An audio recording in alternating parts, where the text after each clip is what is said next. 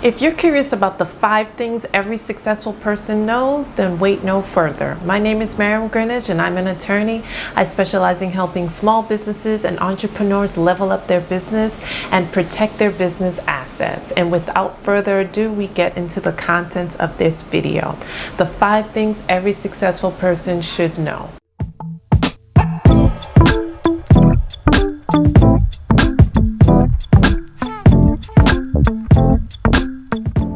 Number 1, know your customer avatar. Everyone is not your customer or client, and it's so important that you figure that out in the beginning stages of your business so you don't go running around chasing people who are not going to appreciate your service or your product. So what I want you to do after you finish watching this video, of course, is I want you to take out a pen and paper and I want you to imagine that you're a CEO of your company, which you are, of course, and you have a beachfront office space and the perfect customer walks into your door. What does she wear? Where does she live? Does she have children? Does she want children? Does she have a spouse? Does she want a spouse? Where does she vacation? What does she read? What does she watch on TV? I want you to be as detailed and specific as possible in terms of imagining this customer avatar. And once you do that, I want you to figure out what is in your business that you can narrow and tweak to serve this customer. The goal of this exercise is so that you could be very clear and concise as to who you're serving and how you're managing your business in order to serve that person. I want you to have this person in your mind's eye and in your heart when you're creating content and services for them. Take this exercise a step further. Once you're done creating your ideal customer, I want you to take it a step further. I want to offer you an alternative way of thinking about this. In 2020, we saw drastic changes happening. And we also saw businesses trying to leverage their business plan to be as inclusive and equitable as possible, and trying to reach out to different communities that have been overlooked in the past historically. So I want you now to imagine the community of avatars that you would like to serve. So sort of like making clones of this avatar and figuring out what is it that makes this community tick. How can you tweak your business to serve the needs of this community? And so this becomes your ideal community that you're serving. So perhaps you're a sound engineer and you want to offer services of editing podcasts for people who are storytellers of mystery stories and they're hard of hearing. What can you do with your service or product in order to better serve that type of consumer? This is such an important exercise and I really do hope you enjoy it. It will help you save loads in frustration in terms of chasing all sorts of people that are not part of your tribe. So please do dedicate some time to doing this. Number 2. Do not take no too seriously. I cannot tell you how many times in my life I have been told the answer no in my journey to becoming an attorney and then in my journey to becoming an entrepreneur. At this point, it's laughable because I really do not care when people tell me no. It's okay, what else? Is that all you have? And I want you to get accustomed to hearing no, because you will hear no, and there's no successful journey without hearing the answer no. And it does make you stronger. I know it sounds cliche, but it does make you stronger. I want you to be steadfast and determined in whatever you're achieving, and let that be your motivator, not anyone's no's. Be deliberate and intentional, and as long as you are happy and whoever you answer to is happy in terms of what you're achieving, that is all that matters. And the other side of this is that I don't want you to take the praise too seriously either, because taking the no's too seriously can shatter your confidence, and taking the praises too seriously can also make you arrogant. So either way, you become imbalanced and distracted with other people's opinions of you. And so I want you to quiet out that noise and know that you're doing what you're supposed to be doing, and you're delivering a product and service of quality to make your customer happy and to give you confidence and make you happy as well on your entrepreneurial journey.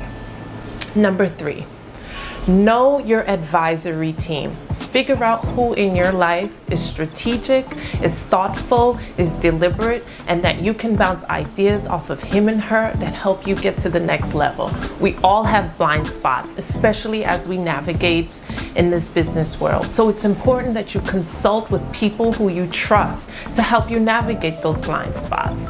As an attorney, even with the big guns that I have 3 people that I consult with whenever I'm in the corner and I'm not sure how to proceed. And these people are non-attorneys, but I trust them with my life. I trust the lives that they live. I trust their opinions. I mean, we may have different opinions of things, of course, but I trust them in terms of the guidance that they're providing for me. And I know that they love me and they care for me and they want what's best for me. So I go to them. And I'm oftentimes, as an attorney, a mastermind. I call it a mastermind because if you ever saw like a mystery story and you see the detectives plotting out where their serial killer or the suspect is going to attack next, that's what masterminding is. I'm a mastermind for others. I think out worst case scenarios. I imagine all sorts of scenarios. That's the skill I have. I've been trained for. I'm naturally good at it. I mastermind every single scenario. And then I come up with a plan to mitigate risk and help you move forward. So that's what I'm good at. So figure out who is in your corner, who you need to reach out to help you troubleshoot any areas in your life that you have difficulty with, and use them. Do not go at this alone because it's about the journey. It's not about figuring out quickly. It's about the journey. And you need people in your corner to help you navigate this journey. Number 4.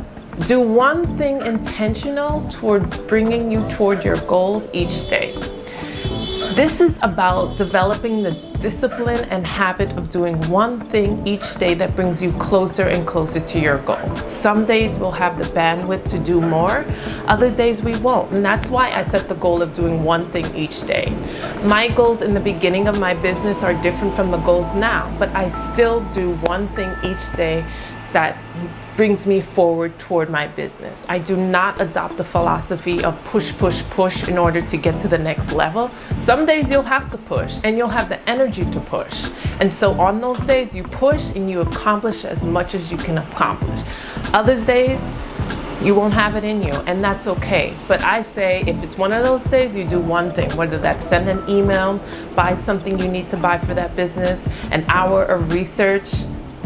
And then once you've done that one thing, you feel no guilt and you take a step back. So that's such an important skill and mindset to have, and I hope you adopt it. Number 5, figure out what is essential and what is not essential in your life. I borrow this philosophy from the book called Essentialism. I cannot recall the name of the author, but I'll link it below. But it's the premise of figuring out what's superfluous, what's extra, what's people-pleasing, and how those are distractions from what your goals are. So it pretty much helps you narrow down what are your goals, what's meaningful in your life and in your businesses, and doubling down on that. Because we live in a society where we're punished for saying no to things and praised for saying yes. And all that does is pull us in so many different directions. And in terms of our business, that makes us have very insignificant progress towards the goals that we really want to accomplish because we're too busy trying to, sorry about the wind. We're too busy trying to figure all these things out. And the mindset of essentialism is we can do anything, just not everything, because we are human beings. We cannot possibly do everything. And we do not want an overload of options. That does not make us, that does not help us. If we have an overload of options, that does not optimize success, because we're spread so thin. So that's what essentialism is about. Figuring out what is so meaningful, what's deliberate, what's intentional, and doubling down on that. This philosophy is also about checking in with yourself and figuring out what's aligned with your goals, what you're doing now that's aligned with your goals, and what's not, and making sure you get rid of those distractions, or at least decrease those distractions. And when we do this, we're pursuing an unfulfilling experience when we're trying to please everyone and do everything. And like I said before, you make a millimeter of progress, and that's so frustrating. But a lot of times we don't even realize that our experiences are draining us. But once you read the book and you adopt this philosophy and figure out, whenever you're questioned or asked to do something, figure out is this essential to my overall goal? Yes, no, maybe. And that eases in helping you make that decision. It gives us clarity in our purpose, and so it's a really important skill for you to take with you in your business as well as interpersonally. Increased options and opportunities actually are code for demands upon our time and energy, and leads us to very, very minimal diffused efforts, and we get spread thinner and thinner. So we want to be as purposefully and deliberate as possible, and when we choose to focus our energies on what's meaningful and essential to our quality of life, we're all the better for it. Hopefully the information and these 5 tips have been helpful. Hopefully you'll implement these skills and it will lead you to success. If you have any comments, drop that in the comment section. And if you like the information, don't forget to like and subscribe. And thank you, and I'll see you next time. Bye-bye.